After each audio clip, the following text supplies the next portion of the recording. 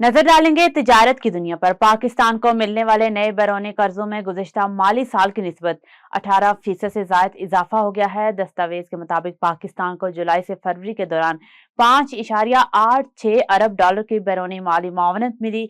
5.76 अरब dollar के नए कर्जे, 9 करोड़ 22 लाख डॉलर ग्रांट शामिल है।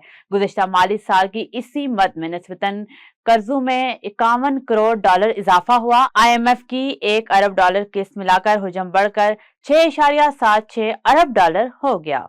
हुकूमत ने सर्कुलर डेट सेटलमेंट प्लान के तहत OGDCL की 9वीं किस्त फराहम कर दी। हुकूमत ने इस सिलसिले में पावर होल्डिंग प्राइवेट लिमिटेड के जरिए 7 अरब 72 करोड़ 50 लाख रुपए अदा कर दिए हैं। OGDCL ने टर्म फाइनेंस सर्टिफिकेट की तफसीलात पाकिस्तान और लंदन स्टॉक एक्सचेंज को भी अरसाल कर दी हैं। हुकूमती खत के मुताबिक गर्दिशी कर्जों की मद में अदायगी मंजूर शुदा मैकेनिज्म के तहत टर्म फाइनेंस सर्टिफिकेट के जरिए की गई है। पाकिस्तान स्टॉक एक्सचेंज में आज भी मुस्बत रुझान देखने में आ रहा है। कारोबारी हफ्ते के तीसरे रोज कारोबार के आगाज पर स्टॉक मार्केट में तेजी रिकॉर्ड की गई। 4000 से ज्यादा पॉइंट के इजाफे के साथ पाकिस्तान स्टॉक एक्सचेंज में 100 इंडेक्स 1,58,251 पॉइंट्स की सतह पर पहुंच गया है। वाज़ेह है कि गुज़िश्ता कारोबारी दिन के अख्ताम पर स्टॉक मार्केट में 100 इंडेक्स 1,53,966 पॉइंट्स की सतह पर बंद हुआ था।